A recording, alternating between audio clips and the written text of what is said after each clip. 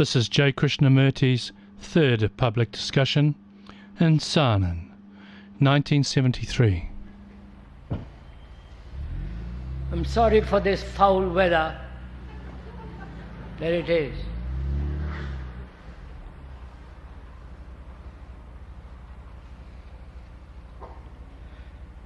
Shall we go on with what we were talking about yesterday? I don't think we finished it. We were talking about human relationship. It was a dialogue between us about human relationship. A dialogue is not a one-sided affair, but both of us are taking part in the discussion, in the exploration, in the understanding together.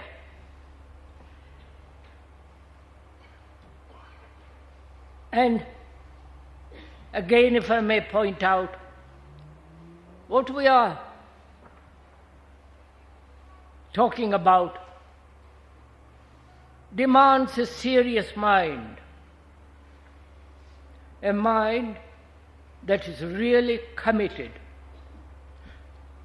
to the finding of a life, a way of living that is totally different, that has real meaning for living, and so on. So, we were yesterday morning talking about human relationship and what is involved in it and what place has intelligence in relationship. That's what we were trying to explore together yesterday.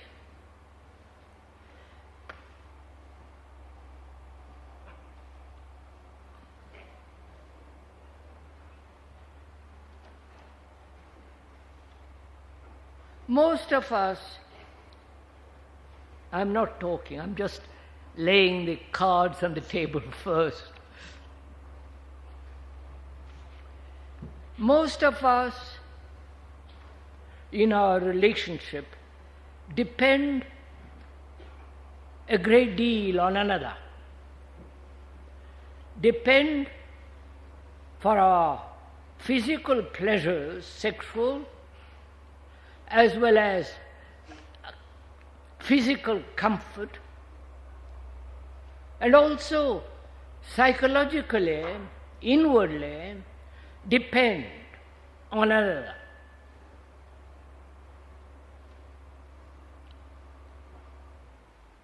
What is the relationship of a human being who is not at all dependent?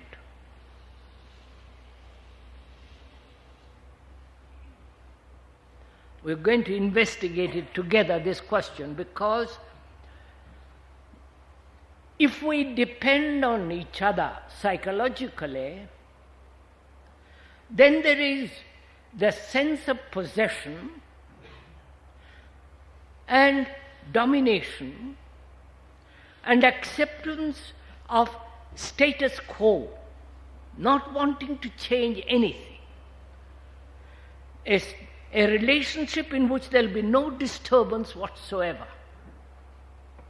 Each accepting the involvement, the dependency, the inward satisfaction of ownership. I own you, you own me.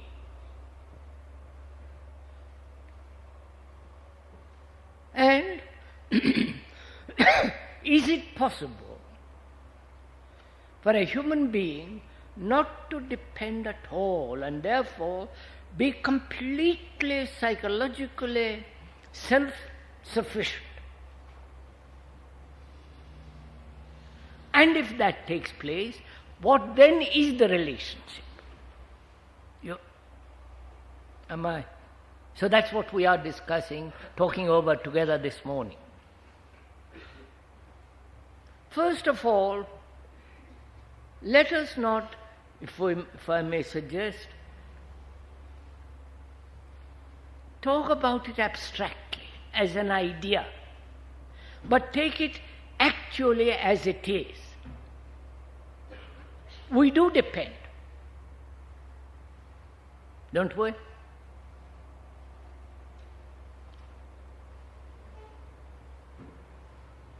I depend, one depends on another, psychologically. Why? Please, I don't want to give a speech about it, but please.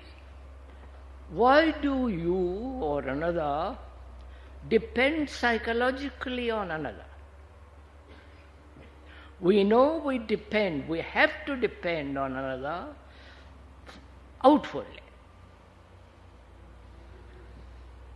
When the milkman brings the milk, and the outward dependence is absolutely necessary. We are talking of inward dependence. Is one aware of this dependence? And what is involved in this dependence? And why does one depend on another inwardly?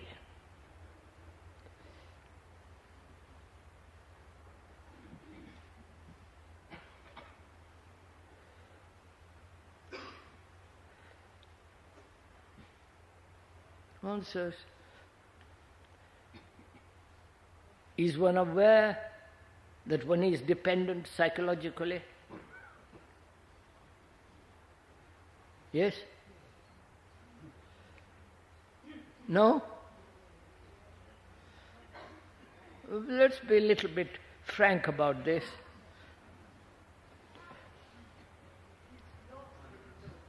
Beg your pardon?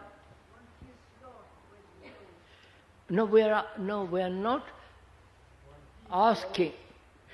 Just a minute, sir. We are not saying what happens if you don't depend. Are we aware, do we know, are we conscious or cognizant that we are dependent on somebody inwardly? When you're separated from that person, then you become aware of the dependence very much. So don't you know, this is a very simple fact. Do I psychologically depend on you? For comfort, for encouragement, for sexual and all the rest of it, for, feeling that I need you. And you encourage me in my need, because you also need me. We are aware of this simple fact, aren't we? All right. Now, let's go next. Why do we have to depend? What is the drive that makes us depend on another? We are not saying it is right or wrong. We are just examining, observing. Why does one have to depend on another? What is the motive? What is the drive? What is the action that forces you to depend on somebody? So that you not fulfill by myself. Fear? I don't feel fulfilled. I do not feel fulfilled, therefore I depend. What do you mean by that word fulfill?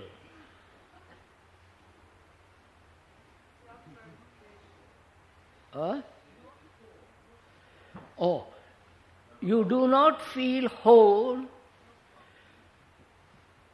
you do not feel, you feel isolated, broken up, And therefore you feel that when you have a relationship of dependency, that helps you to fulfill. Is that it? I don't know. We're examining. We want to know what do we mean by that word fulfill. Fulfill what? Huh? Pleasure. I am whole depending on you. You together make each other feel whole, sane, healthy. Is that it? It seems that way. Huh? Come on, madam. It is that way. That is, by myself, I am isolated. By myself, I am a fragment, a small part.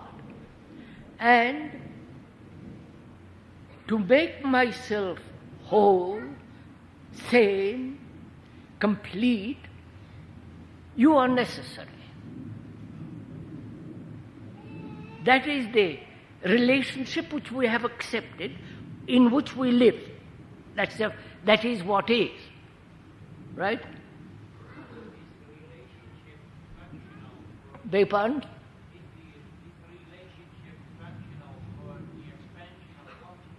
I can't hear, so sorry. It is necessary for the expansion of consciousness. That is, I depend on you to make me feel whole, and that helps to expand my consciousness. Right? Does it? What do you mean expand your consciousness?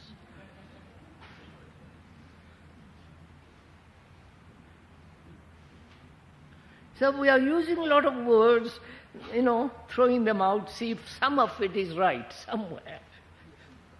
Don't let us reduce this to Watergate.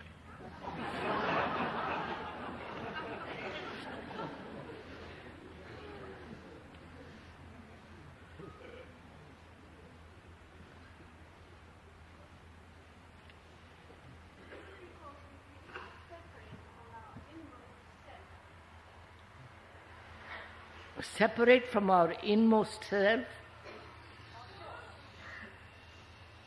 So let's be simple about this. I'll go into it step by step. I depend on you for various reasons. And I am aware that I depend. Now I'm asking myself, why is it that I accept this dependency? I don't say it's right or wrong, it's beautiful, ugly, or this or that. I say, why is it, what is it that makes me depend? What is the motive? Is it fear? Is it expansion of consciousness, whatever that may mean? Is it a sense of insufficiency, therefore I need you to make me feel sufficient? I'm just asking, madam, step by step. Then what is it? These are... Madam, then what is it?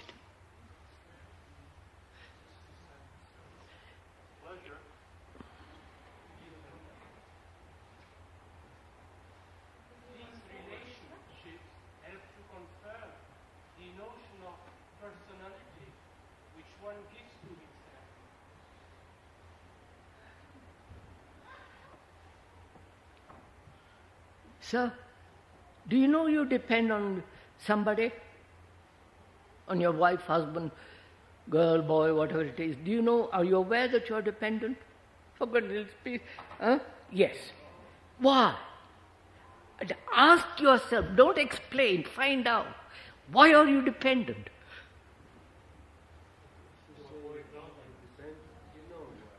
Huh? If you know I depend, you know why. The difficulty is to say. He said the difficulty is to verbalize what you feel. So what's the difficulty in this? I depend on you because I'm lonely, I'm insufficient, I'm frightened, I need a companion, I need to hold somebody's hand, I need you to love me because I don't know what love is. I'm asking out of my emptiness that I be loved, and so on and on. Right? Now, all that makes me depend on you. Then what happens in the process of this dependency? I know why I depend on you. I have found all the motives. Now what is the result of this, or results of this dependency? How can you know that you have found all the motives, sir? What, sir? How can you know that you have found all the motives? Oh no, I don't have to go into all the motives, my Lord. I'm taking some of them, sir. That's good enough. My good God. I take some of them. At least one is enough for me. Because if I understand one motive completely, the rest I've understood. I don't have to collect all the motives and then discuss what they are and dispute. This is not enough, that is enough. One motive is enough. I am lonely. I'll take that. And out of that loneliness in which is involved, I must be loved. I need to be loved. And I am afraid. I am sense of empty. I have no meaning in life. By your companionship, by my dependence on you, I feel I am becoming whole. That's enough. Now, what are the sequence of this dependency?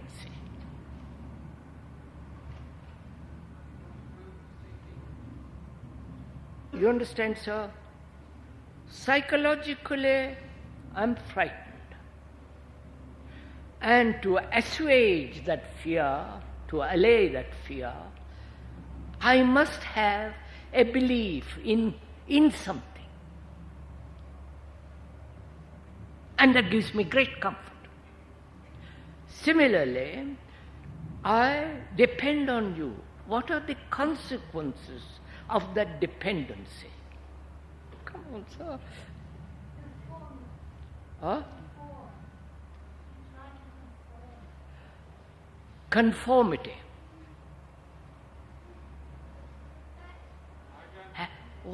Haven't you noticed that you're dependent? And now don't you notice what the next thing is? I must possess you. You must be mine. Legally, morally, physically, I must have you around me. I can't afford to lose you. Because in myself, I am lonely, desperate. Therefore, I must possess you. No? Oh, for the love of...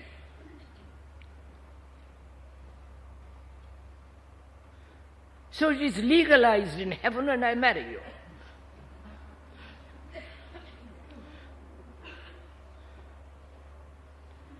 And in that possessiveness, what goes on? Oh, please. What's up? Fear grows, obviously. I must possess you because I'm lonely and I'm afraid to lose you. Therefore I safeguard my possession. You're following all this? For God's sake, it's so simple. I possess you. Therefore I must safeguard you. You're mine. You're my wife, my girl. Don't. And therefore in that possession, in that possessiveness, I'm afraid to lose you. I'm anxious. I become angry. No? Violent.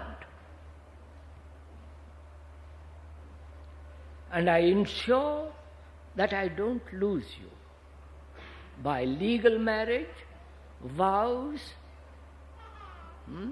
by all kinds of stratagems to hold you, flatter you, play with you, yield to you. My God, don't you know all this?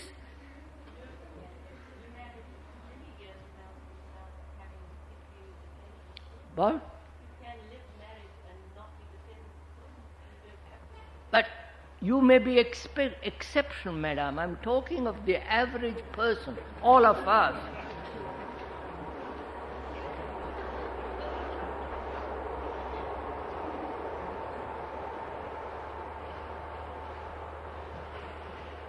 So, what takes place in this relationship in which I depend on you, I possess you? What takes place actually? No? Obviously, conflict. Conflict, division. I go off to the office. There I am ambitious, greedy, envy, want to be big, all that. I am isolating myself. I don't know if you're for. And also I'm isolated with my wife. So I have now an image which I have created about her and she has created about me. And our relationship is between these two images, right? For God's sake, let's move. Agree, let's proceed. Then,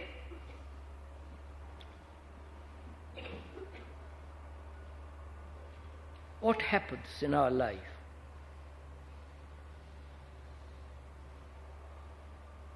Dependency, possession, jealousy, anxiety, fear, violence, the demand of more and more pleasure, sex, and so on, so on, so on. And that's what we call relationship, right? And that's what we call love.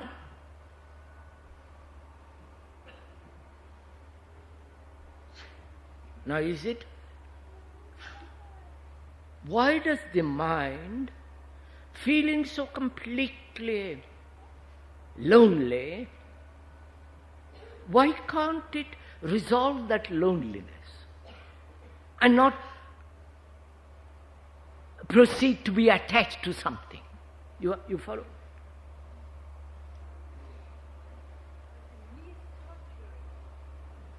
Beg pardon, madam?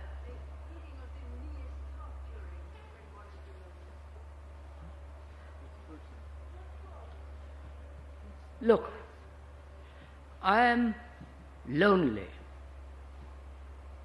You know what that means, don't you? I am lonely. What would happen if I resolved that loneliness? Would I depend on you psychologically? And all this sequence of all that dependency? So my question is it possible from the mind to understand this loneliness, not verbally, but actually deal with this loneliness, go beyond it, and find out then what is relationship? You understand? Now, is it possible for the human mind, which feels so empty and therefore depends, so lonely and therefore asks to be loved, can that loneliness ever be filled?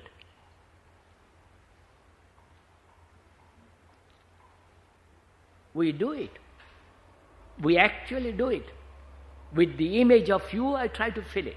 With the image of the religious figures, with politics, with every kind of activity to try to cover it up or run away from it. Right? Now, I won't run away from it because it's stupid. No, I've got this loneliness, I can't move away from it. So what am I to do? Please discuss with me. What am I to do? What is the mind to do with this loneliness which it feels? What? You shouldn't escape. Why not, sir? When you say I should not, which means you are. No? Oh, come, please.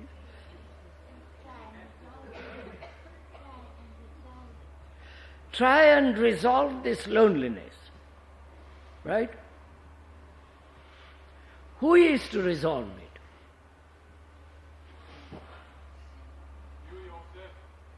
Do my best. Who is me to do my best?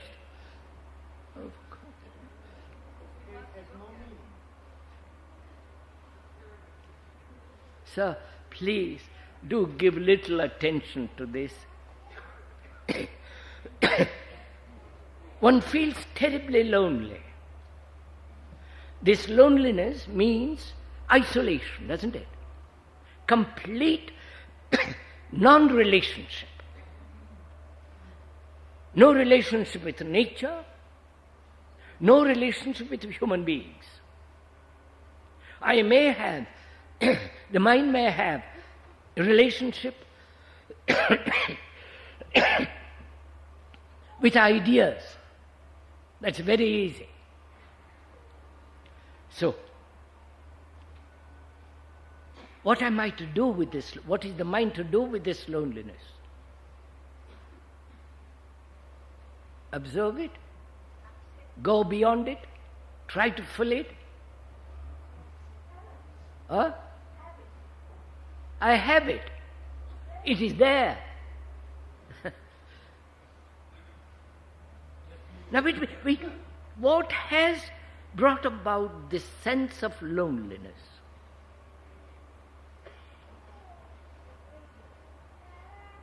You understand? What has caused it? How has it come about?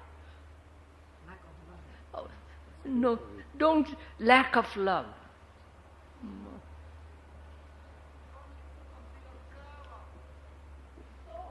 Huh?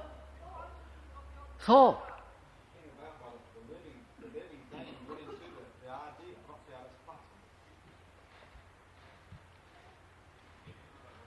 So I'm asking, what? Isolation is the law of nature.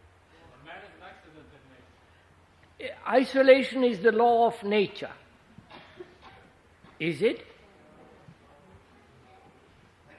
This is new idea. Huh?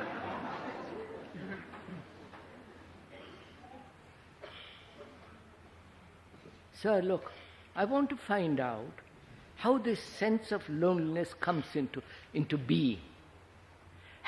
Is the mind creating it? Is the mind creating it? Or the culture has created it? The environment and so on. How has it come about? May I go into it a little bit? Will you just listen? When I am ambitious, I'm isolating myself. No? When I'm competitive, I'm isolating myself. When I want to be superior to you, I'm isolating myself. When I am pursuing pleasure, I am isolating myself. I don't know if you see all this. Right? So,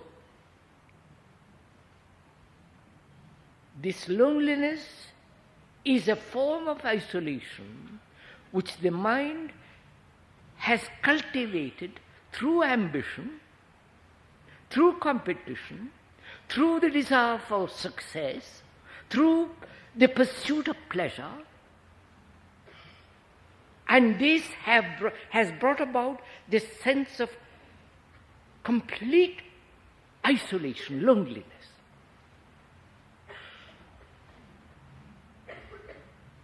Right? What do you say? No? It's very difficult. There it is, sir. Not difficult to understand the reason. I'm pointing out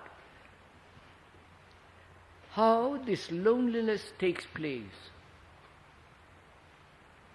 If I don't understand the reason for this loneliness, merely to escape from it, merely to cover it up, merely try to fill it, has no meaning. Therefore, I must see how this has come about. And I see ambition has made this. Obviously. I am ambitious in the factory, in the office, and I am not ambitious at home. There, I am very friendly, affectionate with my children, wife, but I am ambitious out. So, you see what is taking place? So gradually, I am isolating myself all the time. Quindi è la qualità della mia azione che ha creato questo isolamento. Sì. Ovvero sia, finché la mia azione è una reazione, io ho bisogno di uno specchio davanti a me per questa reazione. Sarà l'amore per una persona o sarà il nazionalismo? È la stessa cosa. Sì. È la qualità della mia azione che crea questa dipendenza da un altro. What is the reaction which creates this loneliness? Each reaction varies according to each person.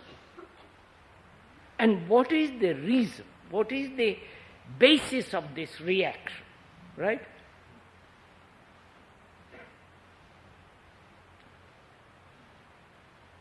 Is it not partly our conditioning,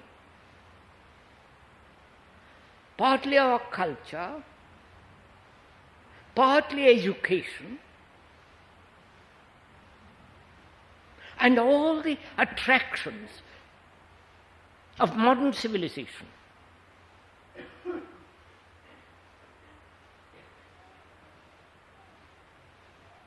So, I see the reason, the cause of this loneliness,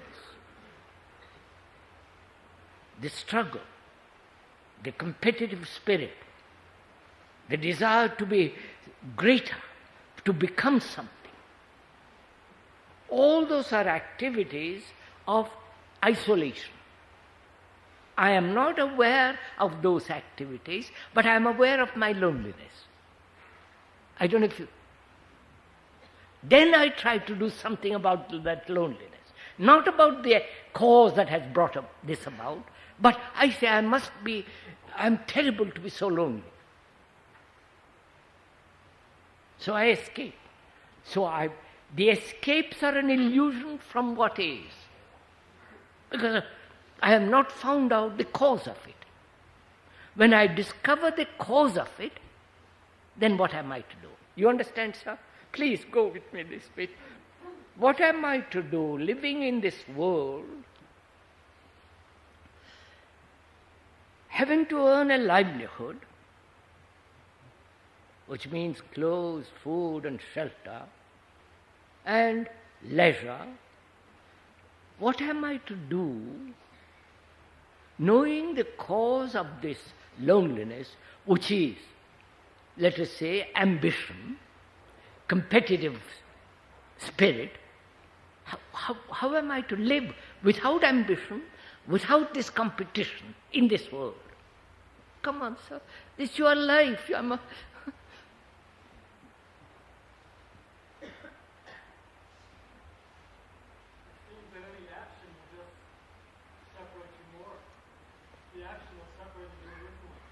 Yes, sir, I pointed that out, sir. What am I to do, sir? Huh? No, madam. No. You haven't understood. Look.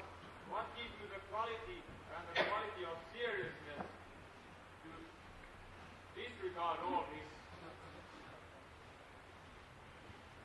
Sir, I'm asking, oh Lord, I'm asking something, you answer something else. I'm asking, how am I to live in this world, earn a livelihood, and yet not be ambitious, not be competitive, not conform? How am I to live? Because I feel terribly lonely. And I see that loneliness has been brought about by competition, ambition, and so on. That is the structure of society in which I live. That is the culture. What am I to do? I must see my real needs. And then Not must, sir. Don't please, not must. Then you're talking of ideas. I see my needs, my real needs. Do you? See my real minimum needs. Do you? Have you solved the problem of ambition? No. By having your needs? I need 4 pairs of trousers, half a dozen shirts and half a dozen shoes, whatever it is, I need. But I'm still ambitious. Oh God, move over. La risposta è facile, ma porta un'altra domanda. Sir, Come cambiare la qualità della mia azione? Ma poi viene la domanda, come cambiare la I qualità della mia am going to show it to you, sir. The question is, how am I to change my action? He asked. We are going to have a little patience, sir. You go with the speaker step by step. You will find out for yourself. Look, sir, I'm going to repeat the question again. I am lonely. This loneliness has been brought about by self-centered activity. And that self-centered activity is, one of its forms is ambition, greed, envy, competitiveness, imitation. I have to live in this society which makes me conform, be ambitious, encourage hypocrisy and all the rest of it. Now, how am I to earn a livelihood and yet not be ambitious? Because ambition is a form of isolation. And therefore, I'm lonely. Do you understand? Therefore, how am I to live without ambition in this world? When all of you are ambitious. Huh? Come on, man. Living alone? I can't live alone. I need food. Somebody has to give me food. Somebody has to give me clothes. You live in society, you still live in images. If you live in society, you still live in that type of relationship. You live without comparison. What, sir? Without comparison. What? You live without comparison. That's partly, sir. Tell me what to do, sir. You live without comparing, without ambition. Give all your life and energy to understand ambition. I give up. Comrade. You don't apply. You don't say, look, am I ambitious? I am ambitious in 10 different ways. Spiritually, psychologically, and so on. I'm ambitious. I have created this society through ambition. And that ambition has brought about this sense of isolation, which is loneliness. And I have to live in this world. And I don't want to be lonely. It doesn't mean anything. Therefore, I'm asking, how am I to live in this world without ambition? Live amongst you who are ambitious, and I don't want to be ambitious. How am I to live with it? Oh, but then, don't you know the danger of ambition? Play your ambition, but don't attach yourself to it. What's that? I say, play your ambition, but don't attach yourself to it. This is such a lovely world. Noi non riusciamo a vedere realmente che siamo ambiziosi. Lei sì. Allora lei ci aiuti a vederlo. Cioè Say, please, I am helping you, sir, not helping. I am showing you that you are ambitious. You don't face that question. You go all round it. What is ambition? What do you, sir, what is ambitious? Try to be something other than what you are. Just listen. I've said ambition is to transform what you are into something which you are not. That's one part of ambition.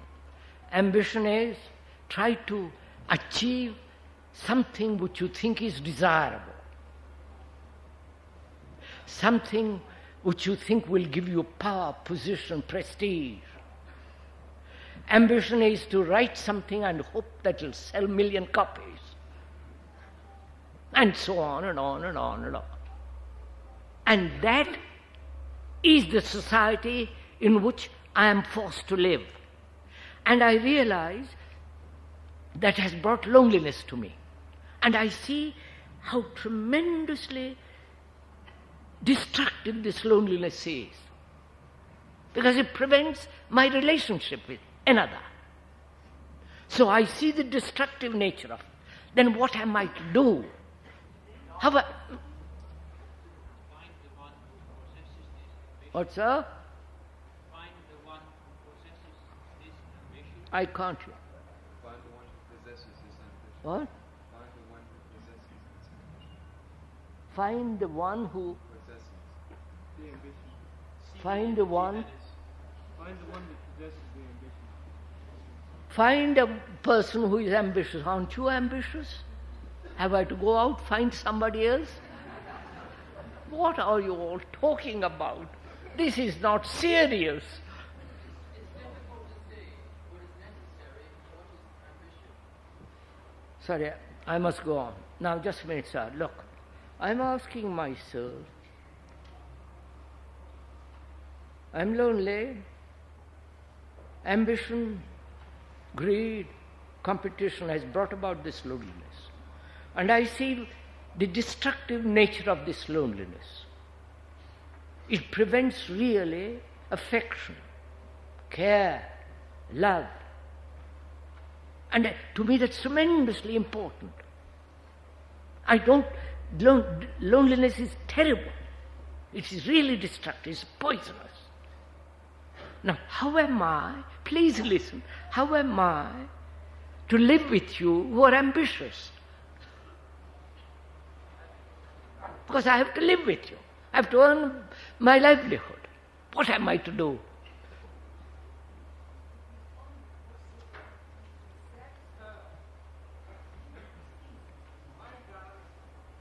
Why does this self-centered activity brings loneliness? I don't understand why all this ambitious... Well, now you don't understand.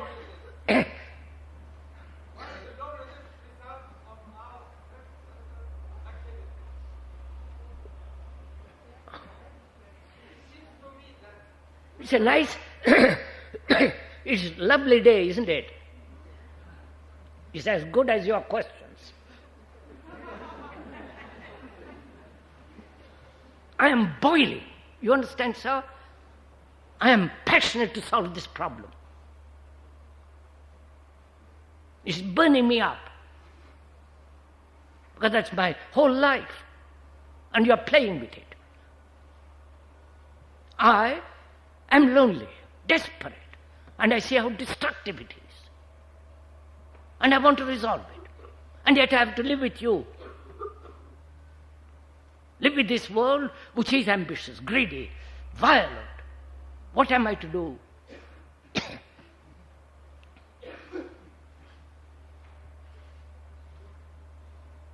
I will show you. I will show, but showing is not the same thing as you doing it. I'll show it to you. Can I can I live in a world that is tremendously ambitious and therefore deceitful, dishonest? Now, how am I to live there, in that world? Because I don't want to be ambitious. I see what the result of ambition is: loneliness, despair, ugliness, and all the rest of it. Now I say to myself, how am I to live with you who are ambitious? So I say to myself, am I ambitious? Right? Am I ambitious? Not somebody else. Not the world. Because the world is me, I am the world. And that's to me a burning reality, not just a phrase. So, am I ambitious? Now I'm going to learn. You understand, sir? I'm going to observe, learn, and find out if I'm ambitious. Not just in one direction, my whole life. Right? Not the ambitions to have a bigger house only, the ambition to be successful, the ambition to achieve a result, fame, money, and also ambitious to achieve or transform what is into perfect state. I am ugly and I want to transform that into the most beautiful state. All that and more is ambition. And I watch it. I'm going to watch it. That's my life, you understand, sir? I'm going to watch it with passion, not just sit down and discuss about it. I'm watching it night and day. Because I know, I have realized the truth that loneliness is the most terrible thing. Because it's most destructive in relationship. And human beings cannot live by themselves. Life is a relationship. Life is action in that relationship. If in that relationship there is isolation, there is total inaction. I realize that. Not verbally, but, a burning reality. Now I'm watching. Am I ambitious to transform what is into what should be, the ideal? You understand that that's a form of ambition, to change what I am into what I should be. Right? Am I doing that? That's you. Are you doing that? When I say I'm talking about you. Don't just escape. I'm talking about you when I talk about me. Because you are me. Because you are the world, I am part of that world. So, I watch. And I say, yes, I want to change what is into what should be. And I realize how absurd that is. That's a part of ambition, given to me by education, culture, tradition, in the school, A is better than B, copy A, all that business. The religions have said change from what you are to what you should be. So I realize that, the falseness of it, and I totally discard it. Right? You understand, discarding means I will not touch it. So I accept what is. Wait a minute. I see what is. And I see what isn't good enough. Right? So how am I to transform it? Without the ambition of changing it into something. Are you following all this? Oh, I know you will, but later on when I ask you, you will. Now, I see what it is. I am greedy. I don't want to transform it into non-greed. I am violent. I don't want to transform into non-violence. But that violence must go radical change. Now, what am I to do with it? You're following all this? What am I to do with it? What is my mind, which has been trained, educated, disciplined to be ambitious, violent, and I realize to change that into something else is still violence. So I won't proceed along those lines. And I am left with what is, which is violence. So what takes place? How am I to observe it? How is the mind to observe it without wanting to change it? You understand what I'm... Leave it there for the moment. How am I to change? How is the mind to change this educated, sophisticated ambition? Give it complete change so that there is not a breath of ambition. And I watch it. I observe it. All day, not just all day I'm watching how my ambition is active. Because I'm very serious. Because the loneliness is a terrible thing in relationship. And man can't live without relationship. He may pretend, he may say, I love you, and fight each other. So, how is the mind to transform totally the thing called ambition?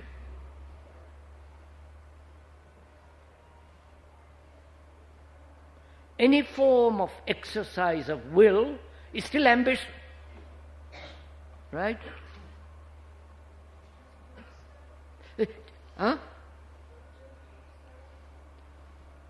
I am observing. All this is observation. I see any form of exercise of will to transform what is violence or ambition is another form of ambition. Right? I've discovered that. So the discovery of it has given me energy. You follow? So I can discard will. The mind says, no, that's finished. I will never, under any circumstances, exercise will, because it's part of ambition.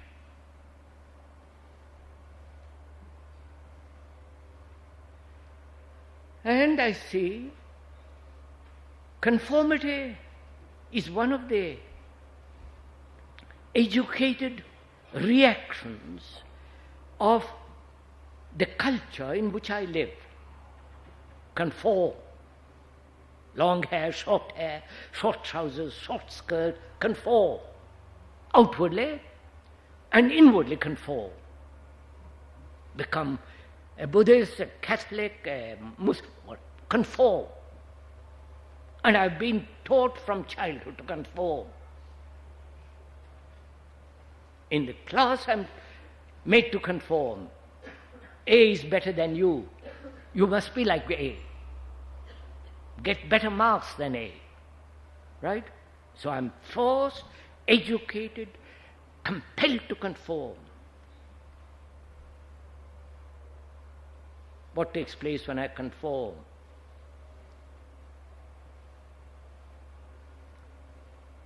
Have you not? What takes place, sir, when you conform?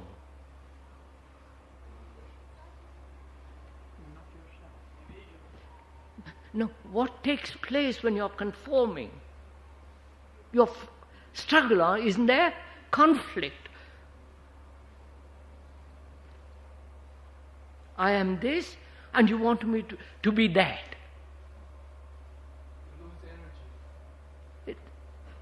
So, there is conflict, there is the loss of energy, there is fear that I am not what you expect me to be. So, conformity, will,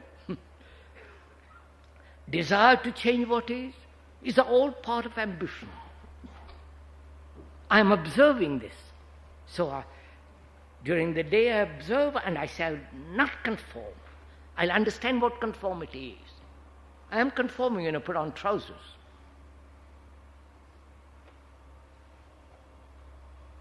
I'm conforming when I keep to the left side of the road or the right side of the road.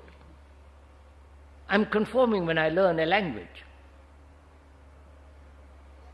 I'm conform when I shake hands. In India they don't shake hands, they do something else. So I'm conforming in a certain direction, at a certain level. At other levels I am not conforming. Because it's part of isolation. So what has happened? What has happened to the mind that has observed the activities of ambition?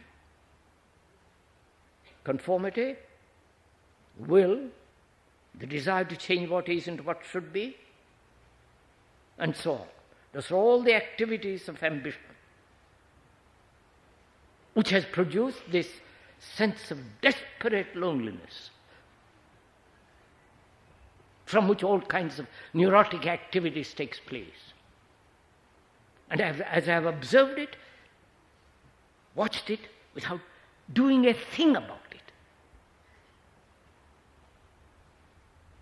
then out of that observation,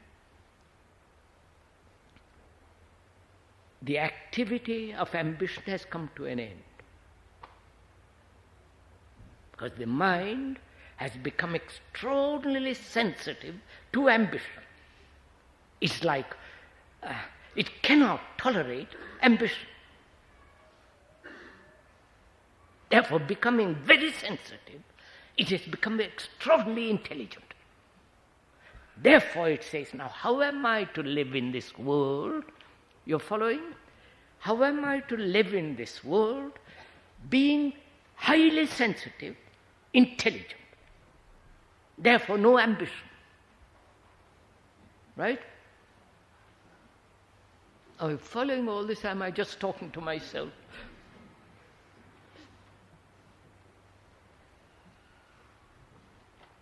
How am I to live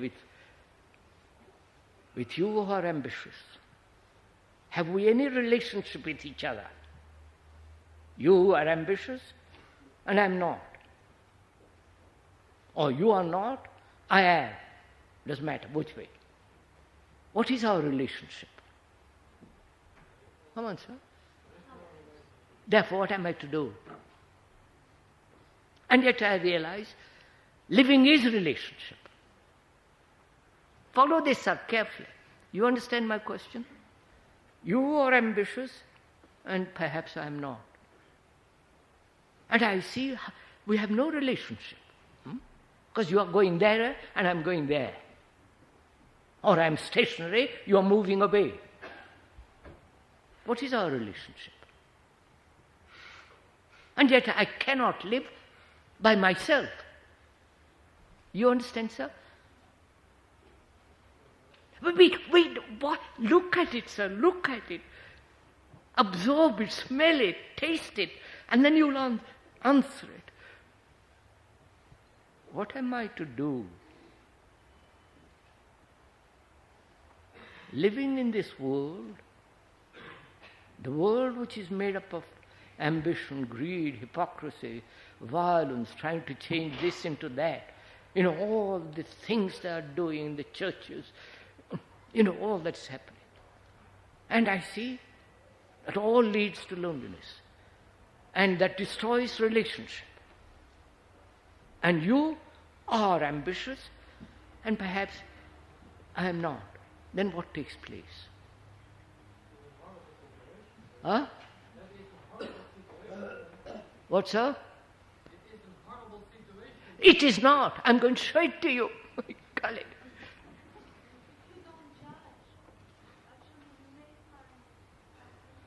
Beg your pardon?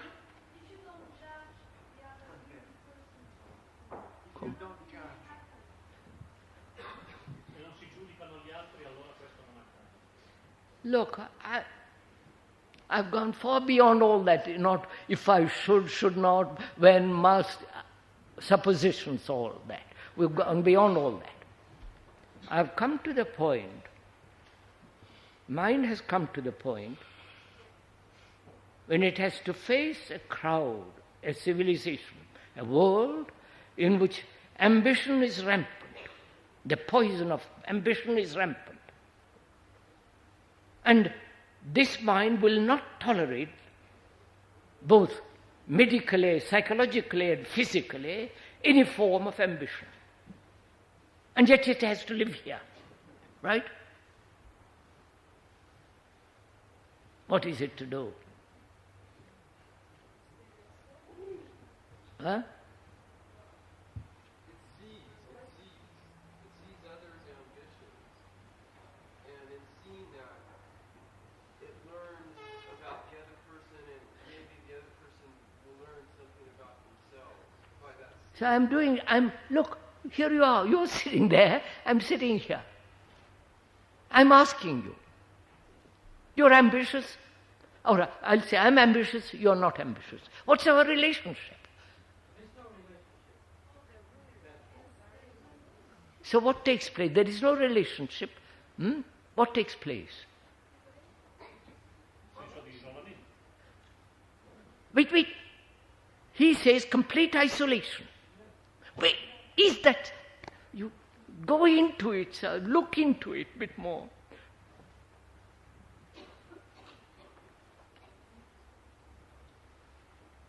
This mind is not ambitious. That mind is ambitious. This mind, is it isolated because it has no relationship with you who are ambitious? Don't answer it because you haven't eaten this food. Huh? That's it. They find out. You have missed a point, sir, which is when the mind has observed the activity of ambition, conformity, exercise of will, changing, and so on, when the mind has observed all this and seen the falseness of it, and therefore the truth of it, right? To see the falseness, you need a good observing mind, a mind that's sensitive, a mind that has to follow swiftly the movement of ambition, right? So the mind becomes very sensitive to see all the currents of ambition. Therefore the mind is intelligent, right? The mind has become intelligent in the sense that through observation of ambition, these currents, the current of ambition, the subtleties of ambition, the hidden, all that, the mind has become extraordinarily alert to ambition. And realizes ambition is poison. Therefore the mind, being highly sensitive to ambition, therefore watchful of ambition, and therefore intelligent, has to live with you. It has got to live with you. It can't isolate itself. Right? Because it sees isolation has brought this mess about. Now, how is it to live with you?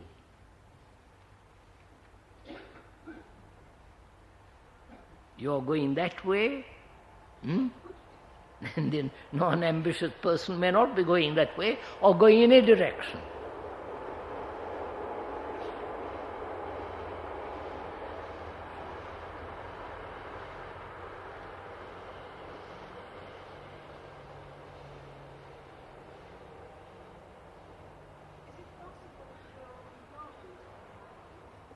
Watch it, please, just a minute. Give me 2 minutes, will you? Afterwards, jump on me.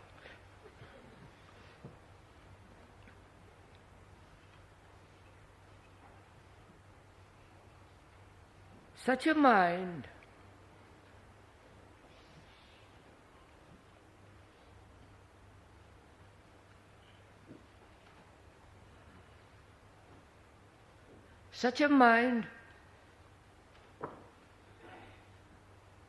is not isolated, is it?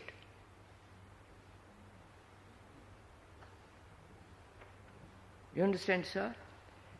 Isolation takes place, which is loneliness, takes place when there are all the activities of ambition. When there are no activities of ambition, there is no loneliness. Oh my Lord, I said, sir. Look, sir, the activities of ambition have produced loneliness, right? We said that. You saw that. No, I saw it, but I don't understand it really, that it's only the ambition is that gives our loneliness. Sir, I took one example, sir. Sir, please, sir, I took only one example of the cause of loneliness. If I understand one cause of loneliness, I've understood all the other causes. Because all the other causes are included in this one cause. Because in this one cause is involved conformity, right? In this one cause is included will. Change of wanting to change this to that in order to become something, in order to be something. Greater, nobler, wiser, more rich, more, etc., etc. All that I discover in this one act of ambition. You understood this insight to complement Or? sometimes I have the feeling I see it fairly clearly, what you are saying. Not what I am saying, what you... I recognize it, of course. It's not because you say it. I recognize it. But when I just see all this nonsense, it doesn't free myself from my feeling of loneliness. It gives me a bigger feeling of loneliness. Because, sir, I'll show you why. I'll show you why. You understand what I mean? I understand it very well, sir. You say, I've understood what you're talking about, ambition. But yet loneliness goes on. Why? Because just listen, sir. Please, just listen. You have translated what I have said into an idea, haven't you? I'll show it to you, sir. I'll show it to you in a minute. I say to you, ambition, with all its activities, is the cause of loneliness. I say that to you. I say that to you. What do you do with that statement? No.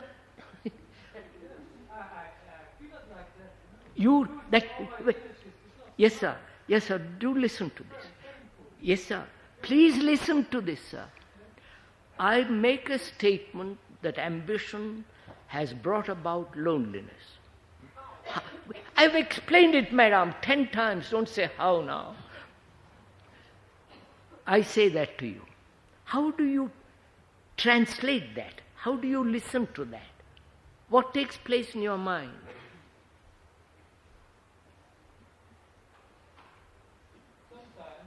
Now, sir. What? I'm asking you, what? Oh, for caramba.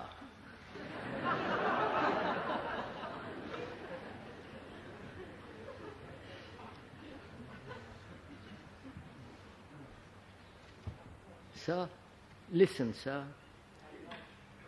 I say to you, verbally and non-verbally, that the activities of ambition, which I've explained, has produced this sense of desperate loneliness, the pain of it. You listen to that, because you understand English somewhat, and you listen to that. What takes place after you have listened to that?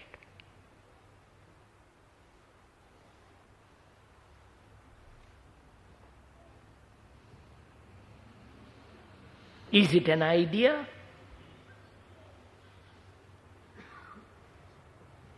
You say, yes. Intellectually, I understand. Verbally, it's very clear. So you have not seen the truth of it, but have understood verbally the statement. You haven't felt the depth of that statement, but you have caught the meaning of the word only. And hence you are still feeling lonely. And that's what we do. We translate what we hear into an abstraction as an idea to be carried out. Non sappiamo fare altro. I mean, and we don't know anything else to do. I'm showing it to you. What to do? Don't translate into an idea. Just listen. I say to you, it's an awful day. And you translate it, say, terrible day, I can't do this, I can't do that, I'm no close. You follow? You translate what I have said into an action. You haven't listened. You understand, sir? So I say, just listen first. The action will come later, but don't first listen. Don't say, what am I to do? What to do is an idea. Right? I know, sir, So, I am saying to you, the activities of ambition, there are many of it, many forms of it, has brought about this pain of loneliness. You listen to that statement intellectually, verbally. You don't listen passionately. Right? It isn't say, my God, I must solve this problem. You say, well, it's very nice. I'll go on my way of being ambitious. It poisons me, but I don't mind. But I do mind. To me, it is an appalling thing to be ambitious. I've realized it. And I see the ugliness of it, the falseness of it. Not verbally, but actually. Therefore, what takes place? Like seeing a precipice, which is not an abstraction. And when I see a precipice, I move away from it, if I'm sane. And I see the activities of ambition, and I move away completely from it. Now, wait. Then am I lonely? Of course not. Therefore, I am self-sufficient.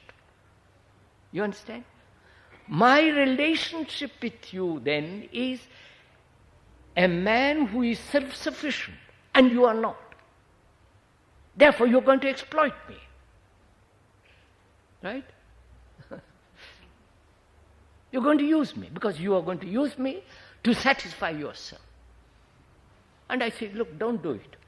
It's a waste of time. So I have if I may put it, listen carefully. Relationship based on loneliness is one thing, right? Relationship based on non-loneliness, complete self-sufficiency is another. You understand, sir? Oh, Lord, I'm not going to... Che ora c'è? 12 meno un quarto. Sempre allo stesso ora. Bene. 11:45. Now, sir, let's finish this. We come to a really marvelous point. Relationship born out of loneliness leads to great misery. Just listen to it. Don't say, I must live that way. It's like smelling a flower. Just smell it, sir. You can't do anything about it, but you can't create the flower, you can only destroy it. But therefore, just smell it. Look at it, the beauty of it, the petals, the delicacy, the extraordinary quality of gentleness. You know what a flower is. It's in the same way, just look at it, listen to it. Relationship born out of loneliness is one thing. Relationship born out of non-loneliness, therefore complete self-sufficiency, is another. Relationship out of loneliness leads to conflict, misery, divorce, fight, wrangles, sexual insufficiency. You are sexual, I am not. You know, all that ugliness that goes on, or the beauty of whatever you like to call it. That out of that loneliness, all the misery comes, right? In relationship. Then what takes place? When there is no loneliness, when there is complete self-sufficiency, no dependency, right? You understand? When there is no dependency, what takes place?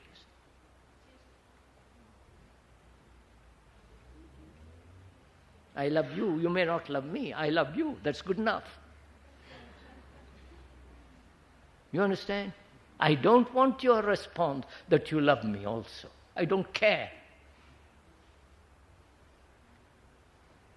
Like the flower is there for you to look at, to smell, see the beauty of it. It doesn't say, love me. It is there. Therefore, it is related to everything. You understand? Oh, for God's sake, get this.